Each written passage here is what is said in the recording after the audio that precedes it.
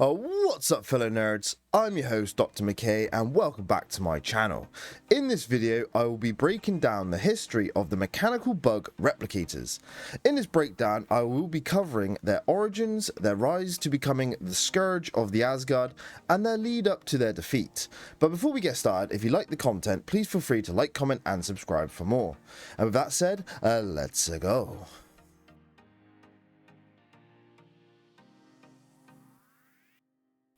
The origins of the Replicators is a very complex story, shrouded in mystery, but in my research I believe I have got enough information to paint a picture of events.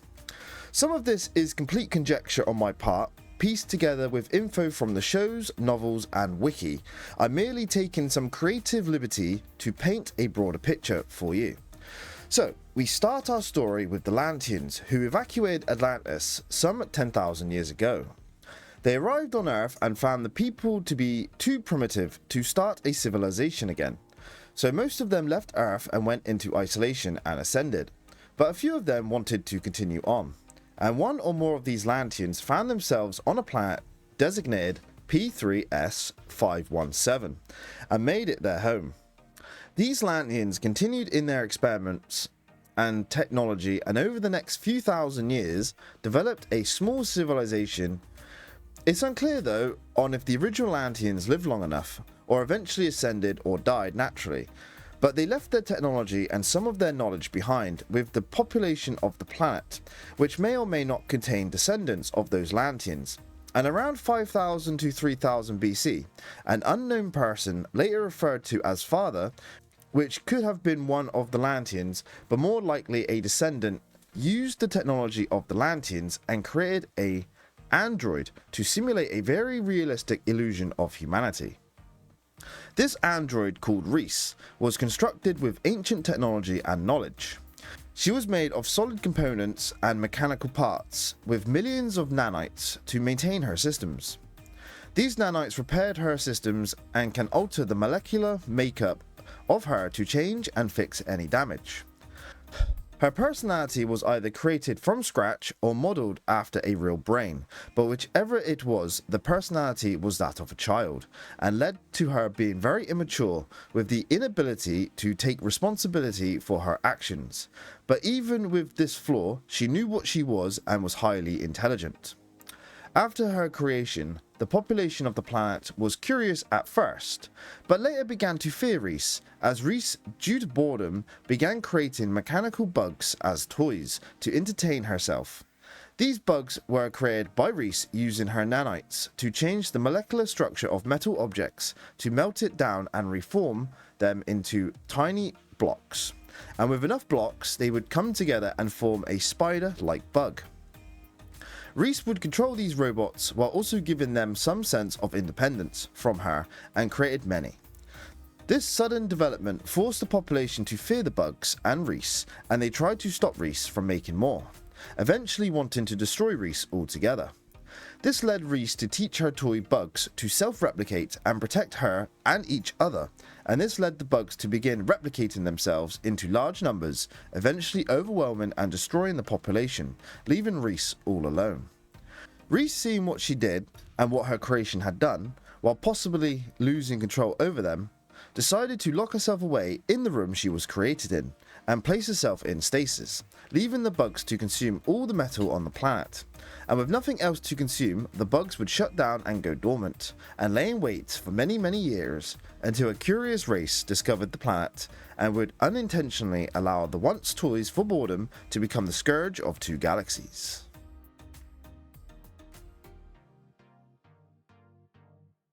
Around 3000 BC, the advanced alien race known as the Asgard broiled in a conflict with the parasitical race known as the Goa'uld, and although they was in a war, the Asgard continued exploring the Milky Way galaxy. And in this exploration, a lone Asgard ship discovered the planet P3S517, the homeworld of Reese. And upon scanning the planet, discovered faint energy signatures coming from innocuous metallic blocks scattered around the planet. Curious about this, the Asgard transported many of these blocks on board their ship and began studying them. It's unclear on how many blocks were brought on board, but there was enough for the blocks to form a bug or bugs. The Asgard, being caught off guard immediately, lost containment of the bugs, and not knowing what was happening, the Asgard was unprepared for what was to unfold.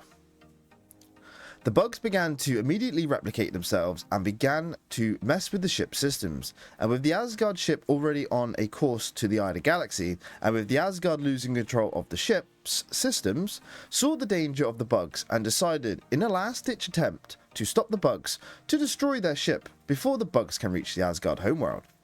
So in the outskirts of the Ida Galaxy, in a barren star system, the Asgard sacrificed themselves and self-destructed the ship, preventing the bugs from going any further. However, with the bugs now being made of the alloys of the Asgard ship, became more resilient to damage and the vacuum of space, resulting in many blocks raining down onto a barren world from the thousands of bugs replicated on the ship. Some of the blocks would survive the destruction of the Asgard ship and find their way to the planet's surface, where they would lay dormant for a time. The Asgard would discover a ship missing and begin a search for it, but would find no trace of it, marking the ship lost with no information on what happened.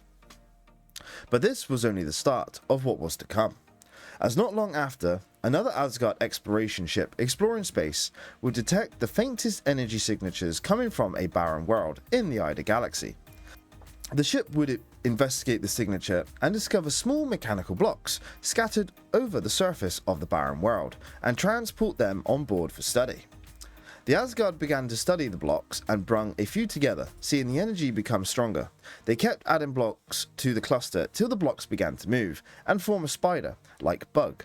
The Asgard, taken by surprise by the sudden change, they attempted to contain the bugs in a force field. However, the bugs have had experience with Asgard technology before, and immediately bypassed the force field and began to attack and kill the crew of the ship, and began replicating more, taking over the ship completely. But not before the Asgard sent out a distress signal, with brief information on the situation. The bugs killed the entire crew of the ship and began slowly consuming the ship to replicate and learn, and without an immediate threat, they took their time in consuming the ship, which allowed for another Asgard ship to respond to the distress call and investigate. Adrift in orbit over a barren world lay a seemingly lifeless ship, not responding to communications. It was slowly approached by another Asgard ship and then boarded. And as soon as the Asgard boarded the ship, they discovered the truth. Mechanical bugs consuming the ship, and upon seeing this, they immediately beamed back, seeing the bugs as a major threat. They decided to attack and destroy the dormant ship. This, however, did not work. The bugs activated the ship's shields, making them stronger, and began firing back. The Asgard, needing backup, called for more ships to assist them, reporting what they had found. The resulting battle would see the bugs somehow board a few more Asgard ships and take them over, giving the bugs more ships, and before the Asgard realised what was happening, more of their ships were attacking them.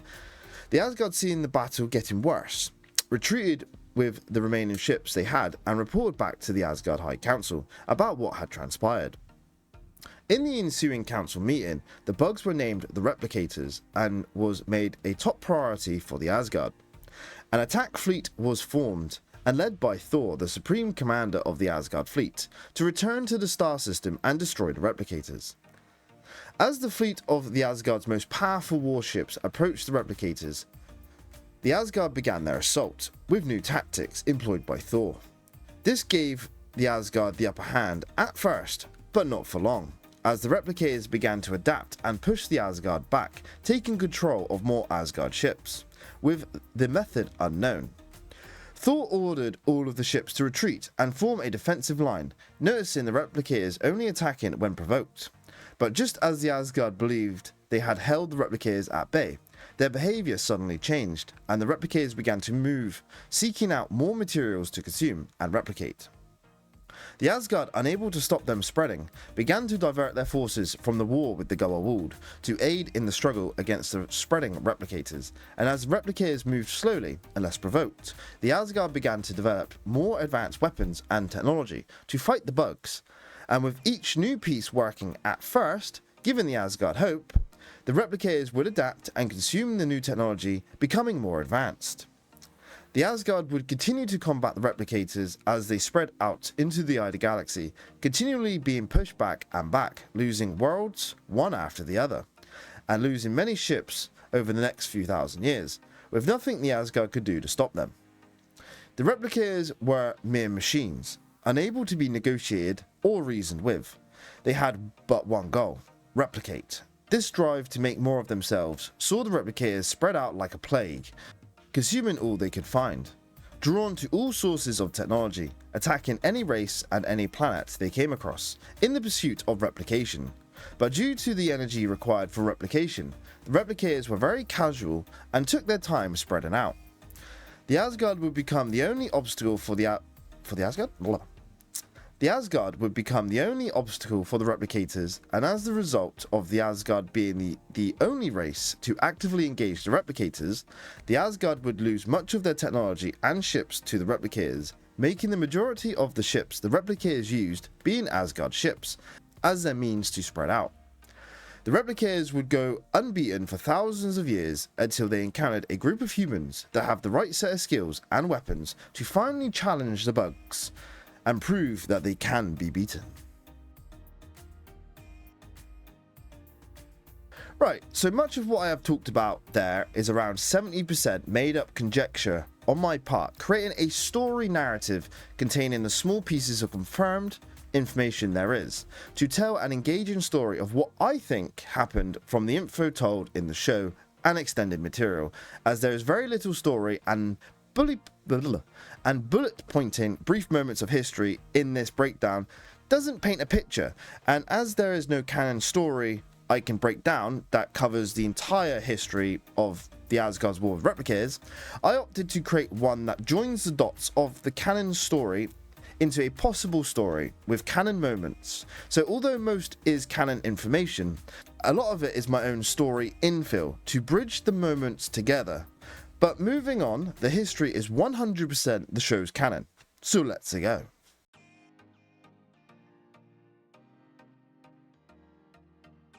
After many years of losing to the Replicators, the Asgard were being pushed back and back, till one of their main worlds, Othala, was under threat. Thor, the supreme commander of the Asgard fleet, led a desperate assault on the Replicators' force, slowly heading towards their world, and during the battle, Thor's ship, the Beliskner, was boarded by the Replicators and taken over. Thor managed to beam off the rest of the crew to safety, but before he could destroy the ship, the Replicators took over the ship's computer and learnt the location of a technologically rich resource planet, the planet Earth. The Replicators immediately set a course and jumped to hyperspace, with Thor still on board. Thor, struggling to keep the Replicators at bay within the computer, began to make a contingency plan. He made a number of recordings and pre-programmed ship commands to beam Colonel O'Neill on board and help him find a way to stop the Replicators from consuming Earth. O'Neill, being a skilled military veteran, decided to destroy the ship and sacrifice himself. He used the pre-recordings of Thor to use the computer to inform the SGC of the situation and request weapons and explosives to be gathered so he can beam them up. However, the rest of SG-1, mainly Carter and Tilk, are ordered to aid O'Neill and change the plan, and so when O'Neill beamed up the supplies, SG-1 beamed up too, and shortly after was swarmed by the Replicators, attracted to the sudden burst of energy. Tilk, in response, fired his Zat gun on the bugs chasing them, but they just absorbed the energy and continued to pursue them. This was until O'Neill fired his gun and destroyed the Replicators into separate blocks. Although one bug did reform, the projectile weapons of the Tauri are the first weapons to destroy the Replicators, because the weapon uses physical damage to physically destroy the blocks themselves. And due to the guns not being energy-based weapons, the bugs cannot absorb the shots, but going around the ship shooting the Replicators was not an option. So SG-1 came up with a plan to crash the ship within the atmosphere of Earth on entry. The first plan was to take the bridge and reprogram the computer, but as that was Replicator Central, they had to change the plan to destroying the deceleration drive on the outside of the ship with a timed explosive. Tilk placed the bomb, and SG-1 then waited for the bugs to begin descent. However, they still had no way off the ship, So Carter came up with a plan to beam up the Stargate and use that to get off the ship, which they did. The plan worked and the ship burnt up on entry of Earth, but as the replicators are made up of the alloy of the Baliscana, and that there was numerous bugs on the ship, one lone replicator survived and made its way onto a Russian submarine and began to kill and consume the ship to replicate. A week goes by and SG-1 returns to Earth and learns of a Russian submarine that's been taken over by the replicators. But before a plan can be made, Thor gates to Earth, requiring SG-1's help in fighting the replicators, as Thor recognises that the Tauri's weapons and tactics are effective at fighting the replicators where the Asgards are not. Carter goes with Thor while O'Neill and Teal'c deals with the infested submarine. Far away in the eye of the galaxy, Carter and Thor prepare to come up with a plan to deal with 3 infested replicator ships heading towards Othala. After much discussion and learning of the replicators from Thor, Carter is stumped on a solution, but after realising the replicators are drawn to new, more advanced pieces of technology, she suggests using the new O'Neill-class Asgard warship as a lure to attract the replicators away from the planet and blow up the O'Neill and destroy the 3 replicator ships in hyperspace. Thor, reluctant to the plan at first, as he is incapable of thinking that way, finally agrees to it and launches the O'Neill and lures the replicators away, destroying the O'Neill and the 3 replicator ships, winning the day and saving Othala. Thor comments that it worked this time, but the replicators won't fall for that tactic again. But they have brought the Asgard more time. Back on Earth, O'Neill and Teal'c have to deal with the replicator-infested submarine. Their plan is to destroy the Queen replicator and blow the ship up. O'Neill and Teal'c's plan works, with them destroying the Queen, but getting off the ship was almost impossible, being completely overwhelmed by the replicators. But just as they was about to succumb to the bugs, they was beamed away by Thor, and the submarine was destroyed, eliminating the replicator threat on Earth. The once unstoppable replicators have been thwarted 3 times by the Tauri's tactics and weapons, sparking hope in Thor and the Asgard going forward. But the replicators are numerous and spread out, still being a huge threat, and a year later was once again encountered by SG-1 as they got flung through hyperspace to a different galaxy, where the replicators attacked and infested Apophysis' mothership and later SG-1's Huttark, marking the first time the replicators have encountered Goa'uld technology.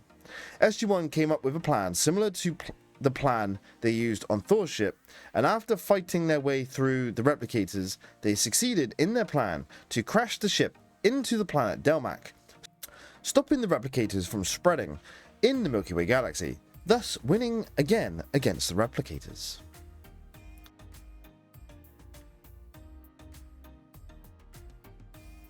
A short while later, on an abandoned world, SG-1, while exploring, discovered an android. Curious about this creation, they brought the android back to the SGC and powered it up, discovering the android's name to be Reese. Reese's behaviour was that of a child, refusing to accept her nature and share her past with the SGC, and due to her behaviour and boredom, created a new toy to entertain herself. This toy was a replicator. Confronted with the truth of her creation, she went into an aggressive defensive mode, creating more replicators and taking over the SGC. The SGC fought back against the replicators and Reese, and finally Daniel Jackson confronted Reese about her past, and gets her to finally admit and take responsibility for her creation. But in that moment, O'Neill shoots her and deactivates her, stopping all the replicators in the SGC. SG-1, finally discovering the origins of the replicators, gives the android Reese to the Asgard for study, in hopes of finding a way to stop the scourge spreading through the Eye of the Galaxy. And after much study, the Asgard couldn't seem to find a weakness to end the replicators. However, they did discover a code within the programming of Reese that would summon all the replicators to her via a subspace connection. So the Asgard, now having the ability to get all the replicators in one place, devised a plan to lure all the replicators to Hala and hold them there. And to prevent the replicators from escaping, the Asgard would trap the replicators in a time dilation field that would keep all the replicators from escaping. while the Asgard come up with a more permanent way to destroy the Replicators once and for all. So with the Asgard's plan in place, they activated the signal and summoned all the Replicators to Hala, and as the Replicators began arriving, they soon discovered Reese and studied her, and realizing there were superior elements to her construction and wanting to be more like their creator, the Replicators immediately set about creating a human form replicator comprised up of nanites instead of blocks to lead them, and with the new human form replicator being made up of microscopic nanites, it was able to breach the time dilation device through a microscopic crack in the shell and reprogram the device to serve their needs, speeding up time and allowing them to replicate enough blocks to cover the entire planet many times over and allow them to create more human form replicators, numbering 6. And although each human form replicator's personality is very emotionless and robotic and focused on replication, when they created the 5th human form replicator, they attempted to correct a flaw in the code, which in turn made 5th more human with emotions, which was considered a weakness by the others. It's unclear on how long the Replicators spent in the time dilation field, but given how Hala looks, I would guess hundreds if not thousands of years have passed for them. So it was a surprise to them when SG-1 landed on the planet. This intrusion allowed the human form Replicators to study the human mind. The ensuing encounter saw first explain to SG-1 that once the time is right, they would go forth as an army and consume everything in their path, solely focused on replicating. However, 5th was not like the others, and was persuaded by SG-1 to help them stop the Replicators with the promise that he would go with SG-1. 5th set up the new time dilation device, interface, and Carter set the timer. And as SG-1 left, they said they would wait for 5th. However, this was not the case, as SG-1, mainly O'Neill, not wanting to risk any Replicators getting loose, they lied to 5th, planning to trap him along with the others. So upon 5th discovering SG-1 had tricked him, just as the time device activated, this betrayal caused 5th to feel anger and rage for the first time, and in that moment, fueling his will for revenge. So now with the Replicators all trapped on Hala, the Asgard had time to plan, coming up with one solution to destroy the Replicators. The plan was to collapse the star in Hala's system into a black hole that would eventually consume Hala and all the Replicators, ending them once and for all. So with the new plan set, the Asgard collapsed the star and waited 2 years, but unknown to them, just as Hala was breaking apart, 5th, using the time dilation device, broke away from the planet and formed a ship to escape the gravity of the black hole and attack Thor's ship. He then kidnapped Carter and set a course for Arilla, the Asgard's new homeworld. But due to Thor warning the Asgard, 5th ship was destroyed, exiting hyperspace over the planet. But even though the main ship was destroyed, 5th and many of the Replicators survived and landed on the planet below, and began replicating. Thor, needing aid, went to Earth to rescue O'Neill and used the Ancient's knowledge in his mind to come up with a weapon to fight the Replicators, and upon Thor's returning to Arilla, the Replicators were spreading far. However, with the new weapon from the Ancient's knowledge that disrupts the individual nanite bonds between the Replicators' makeup, proving very effective against the human form Replicators and the bugs, Thor uses the design and turns it into a planet-wide weapon, and begins charging it up as SG-1 goes to find Carter. 5th threatens killing Carter if SG-1 continues attacking the Replicators, however, they continue to do so. 5th, realizing the power of the new weapon, decides to flee just as Thor fires it, covering the planet, destroying all the Replicators. But before he goes, he releases Carter, still showing he's still more human than machine. 5th, fleeing to empty space, he begins work on creating a new human form replicator, made to look exactly like Samantha Carter. 5th and this new replicator Carter begins devising a plan to get around the new anti-replicator disruptor, and comes up with a plan to trick the real Carter into helping the replicator Carter into finding a way to become immune to the weapon, with the ultimate goal to use the anti-replicator disruptor to kill 5th and take control over the replicator force, in which she does. Replicator Carter escapes and begins to create an army of replicators for her galactic domination.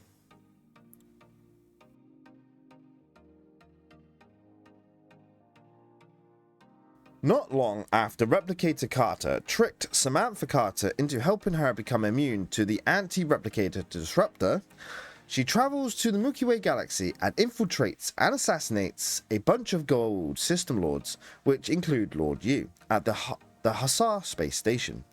And then she launches an all-out invasion of the Milky Way galaxy, attacking the entire Goa'uld Empire, taking control of many Huttaks along the way. Replicator Carter's goal was unclear, besides replication and total destruction, but still wanting to know if there is any threat to her and her replicators, she sought out Daniel Jackson to probe his mind for ancient technology and knowledge. So upon finding Daniel, she beamed him away and places him in a fake dreamscape and posed as Oma Dasala to gain access to the knowledge of the ancients. And while she was doing that, she commanded her forces to attack everyone, and with the replicators upgrading all the ships they took over, the replicators quickly spread throughout the galaxy to many worlds and killed many Goa'uld and Jafar, but not all was lost. The Free Jafar had captured a planet called Dakara and learnt of a weapon that could be used to destroy the replicators once and for all. So Carter, Selmak and the Free Jafar began to find a way to access the weapon. Meanwhile, the Goa'uld Baal, under the orders of Anubis, sought the weapon too, and led a large fleet to retake Dakara for himself, but ended up helping Carter and Selmak. However, it wasn't going to be easy. Replicator Carter discovered the only thing that could stop her, in Daniel's mind, was the weapon at Dakara. So she diverted all of her forces to the planet, and a massive battle ensued over the planet for the weapon. However, Daniel, still being in the mindscape with Replicator Carter, began to use the knowledge of the ancients to learn and eventually take control over the replicators, halting the bugs in their path, giving everyone enough time to activate the weapon.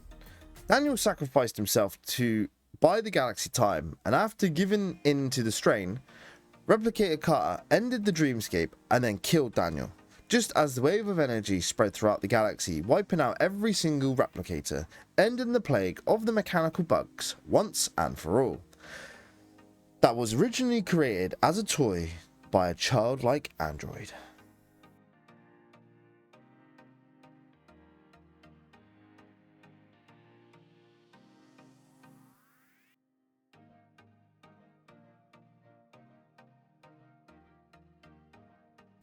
A few years later, on a mission to the Ori galaxy, an IOA representative, Marek, under the orders of the IOA, used the Asgard's computer core to create a replicator for use to attack and infest the Ori ships.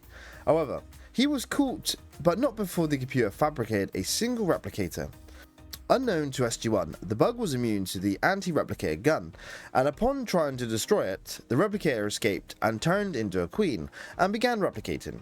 The ensuing battle saw the replicators almost take over the Odyssey, but they were stopped as the program that created the replicators had a self-destruct command embedded in the code, which was located on the other side of the control crystal, which Carter eventually used, shutting down the replicators and preventing them from spreading once more.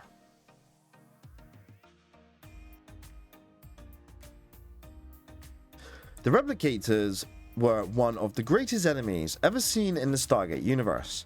Their unrelenting need to replicate, and with no way to negotiate with them, made them unstoppable and unpredictable. Their ability to learn fast and adapt to almost any tactic, and their immunity to energy-based weapons made fighting them virtually impossible. What started out as a toy became an unrelenting force that, left unchecked, would consume everything in their path. They have no emotion and no malice. They are not evil, they are just programmed to replicate and defend themselves. It was only due to the human form replicators did they change, becoming more organized and dangerous. But in turn, that new order gave the replicators a weakness that eventually led them to be destroyed. But who is to be blamed for the replicators? Is it Reese's creator for creating Reese? Or is it Reese, the android, for creating the replicators and teaching them to replicate? Or is it the Asgard for inadvertently releasing them into the galaxy? What are your thoughts? Who do you blame? For me, I put the blame on Reese, the android. She created the bugs. It's through her actions they exist. You could argue the creator of Reese, because without him creating her, the replicators would not be created. But I don't know, it's like blaming the parents of, say, Hitler for his actions when he was the one that did the crimes. But what about the Asgard? Do they get any of the blame? Well, yes and no. Hear me out. Yes, they discovered the blocks twice and both times lost control of the bugs and are the cause of them getting loose. But they actively fought the bugs for centuries and did the most to fight them. Even though it was their fault, they never wavered in trying to stop them. So for me, the Asgard get a pass. But what are your thoughts on who's to blame? Well, that about rounds up this breakdown of the Replicators. I hope you all have enjoyed this video, and if you did, please feel free to like, comment and subscribe for more. I've been your host, Dr. McKay. Thank you all for watching, and until the next video, I'll catch you all then. Cheers and goodbye, and have a good rest of your day. Bye!